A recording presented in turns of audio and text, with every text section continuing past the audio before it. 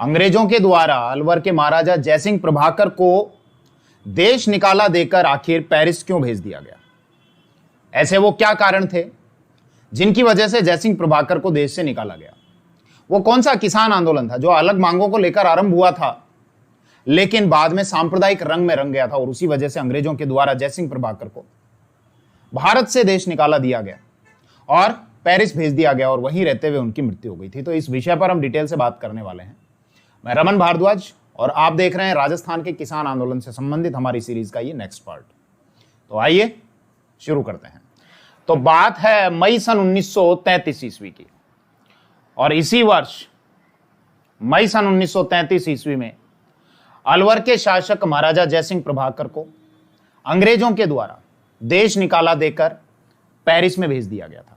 ये जो इमेज है ये पेरिस की इमेज है, यहां पर उनको भेज दिया गया था और यहीं पर रहते हुए ही वर्ष 1937 ईस्वी में उनकी मृत्यु हो गई। यानी उन्होंने अपने जीवन के लगभग 4 वर्ष यहीं पेरिस में ही व्यतीत किए और यहीं उनका अंतिम समय व्यतीत हुआ। महाराजा जयसिंह प्रभाकर जिनका शासनकाल सन 1892 से और 1937 ईस्वी तक का रहा। महाराजा जयसिंह प्रभाकर जिनके शासनकाल में मुख्य 2 किसान आंदोलन हुए। ये अलवर रियासत के शासक थे। अलवर जो कि वर्तमान का एक जिला आता है, अलवर रियासत के शासक थे और इनके शासनकाल में मुख्य 2 किसान आंदोलन हुए। एक तो नीमू चाणा का किसान आंदोलन। नीमू चाणा किसान आंदोलन जिसके संबंध में मैं आपको बता चुका कि 14 मई सन 1925 ईस्वी को नीमू चाणा में किसानों की एक शांतिपूर्ण सभा चल रही थी। नीमू चाणा जो कि वर्तमान में एक गांव है, अलवर रियासत के अलवर जिले के अंतर्गत आने वाला एक गांव है नीमू चाणा। वहां पर एक शांतिपूर्ण सभा चल रही थी। जब ये किसान सभा कर रहे थे तो सैकड़ों की संख्या में कमांडर छाजू सिंह के आदेश पर इन किसानों की गोली मारकर हत्या कर दी गई थी। फिर अलग अलग समाचार पत्रों में यह बात प्रकाशित भी हुई थी और इसको दूसरा जलियांवाला बाग हत्याकांड या राजस्थान का जलियांवाला बाग हत्याकांड भी कहा गया। हालांकि ये जो संज्ञा है ये राजस्थान के और भी कुछ घटनाओं को दी जाती है। खैर, इस विषय पर हम बात कर चुके थे। ये नीमू चाणा का जो किसान आंदोलन था ये अलवर के शासक जयसिंह प्रभाकर के शासनकाल के दौरान ही हुआ था। उन्हीं के शासनकाल में एक और किसान आंदोलन हुआ था, मेव किसान आंदोलन, और इसको मैं लिखता हूं मेव आंदोलन।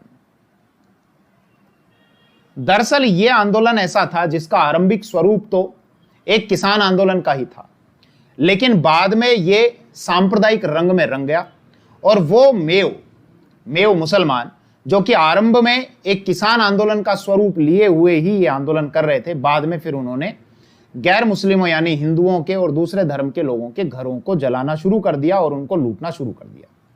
अब ये मेव आंदोलन जहां हुआ तो ये मेव शब्द क्या है थोड़ा सा इसको समझो।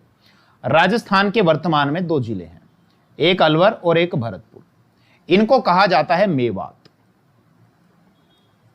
क्योंकि यहां मेव मुस्लिमों की मेजॉरिटी है, उनका बाहुल्य है, इसीलिए इस क्षेत्र को कहा जाता है मेवात। यहीं के मेव मुसलमानों ने यह किसान आंदोलन शुरू किया जो बाद में सांप्रदायिक रंग में रंगा। यहां समस्या देखो कब कब शुरू हुई। सबसे पहले बात करते हैं कि इन मेवों के द्वारा सबसे पहले कब विद्रोह या सबसे पहले दंगा किया गया, तो 1921 की बात आती है। 1921 में यहां के मेवों ने गुड़गांवा के थाने पर अधिकार कर लिया। गुड़गांवा जिसे वर्तमान में गुरुग्राम कहा जाता है, जो कि हरियाणा राज्य में आता है, गुरुग्राम।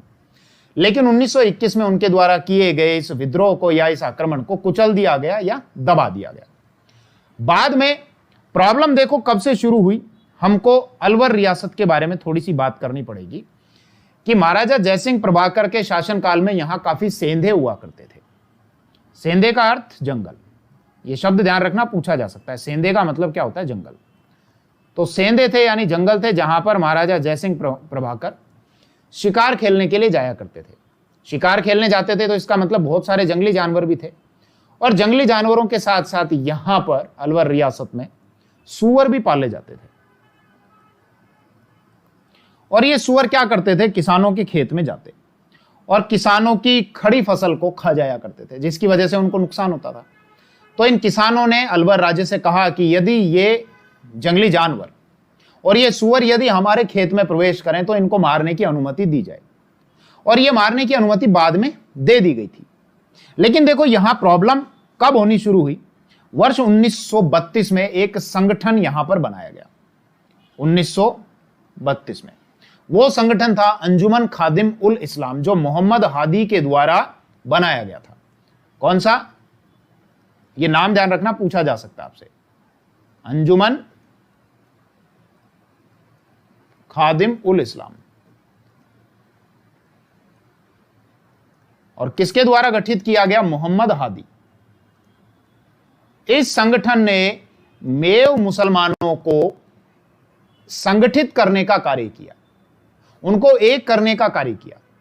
साथ ही साथ ये जो संगठन था, ये किसानों की आवाज उठाने वाला संगठन ना होकर मुख्य रूप से केवल मुसलमानों की आवाज उठाने वाला ही एक संगठन था। इस संगठन ने अलवर राज्य के समक्ष, यानी अलवर महाराजा के समक्ष कुछ अपनी मांगे रखी। क्या मांगे रखी कि एक तो मेवों के लिए अलग से विद्यालय स्थापित किए जाएं। अब ध्यान रखना, इससे ही आपको आइडिया हो जाएगा, अंदाजा हो जाएगा कि यह संगठन एक सांप्रदायिक संगठन था।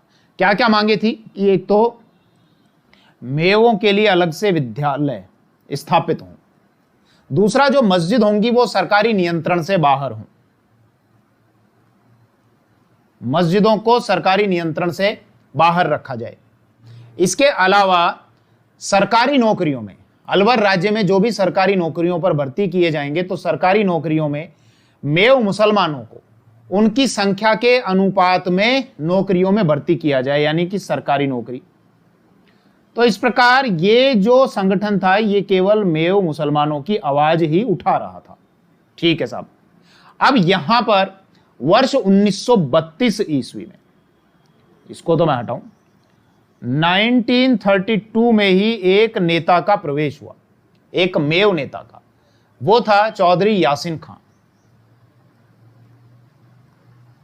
चौधरी यासीन खां, यासीन खां जो कि गुड़गांव, वर्तमान में जिसको हम गुरुग्राम बोलते हैं, गुरुग्राम का था। और यहां पर चौधरी यासीन खां ने मेव मुसलमानों का नेतृत्व किया। ठीक है साहब। यहां पर यासीन खां के नेतृत्व में यह तय किया गया कि अलवर राज्य को खरीफ की फसल पर कोई भी राजस्व नहीं दिया जाएगा, खरीफ पर। अब ये जब इतनी सारी बातें थी कि साहब अलग से विद्यालय स्थापित करो, मस्जिदों को सरकारी नियंत्रण से बाहर करो, इसके अलावा हमारी संख्या के अनुपात में हमको सरकारी नौकरियों पर भर्ती करो, खरीफ पर हम कोई फसल नहीं देंगे, खरीफ पर हम कोई टैक्स नहीं देंगे, राजस्व नहीं देंगे, तो अलवर राज्य ने भी इनको प्रसन्न करने के लिए क्या किया कि ठीक है, इनके विद्रोह को थोड़ा सा शांत किया जाए। और उन्होंने इन मेव मुसलमानों के ही संगठन के एक सदस्य को अपनी काउंसिल में शामिल कर लिया। उस सदस्य का नाम था बहादुर खां काजी अजीजुद्दीन बिलग्रामी। बड़ा लंबा नाम है, तो यहां मैं इधर लिख देता हूं महाराजा जयसिंह प्रभाकर के साथ में। क्या नाम था? बहादुर खां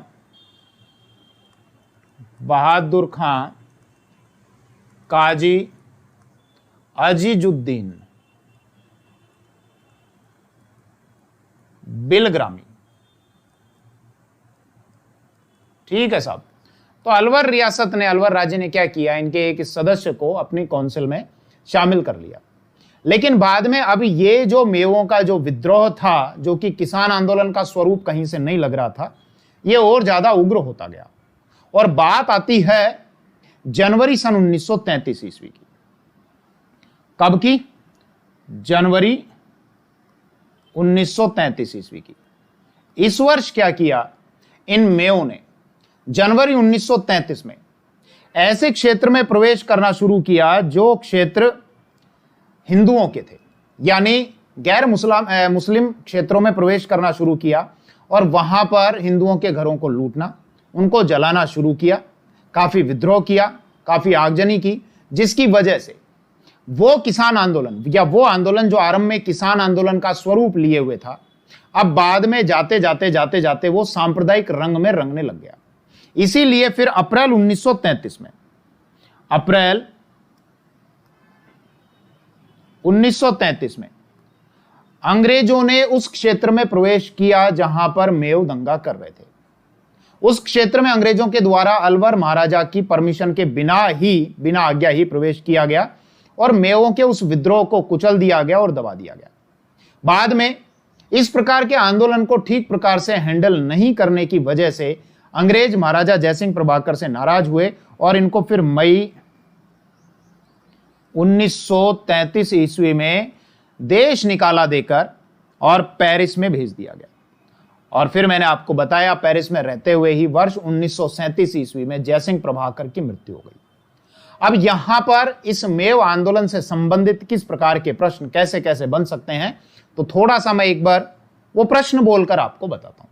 एक तो सिंपल ये पूछा जा सकता है आपसे वो संगठन के बारे में, वर्ष 1932 में जो संगठन स्थापित हुआ, कौन सा?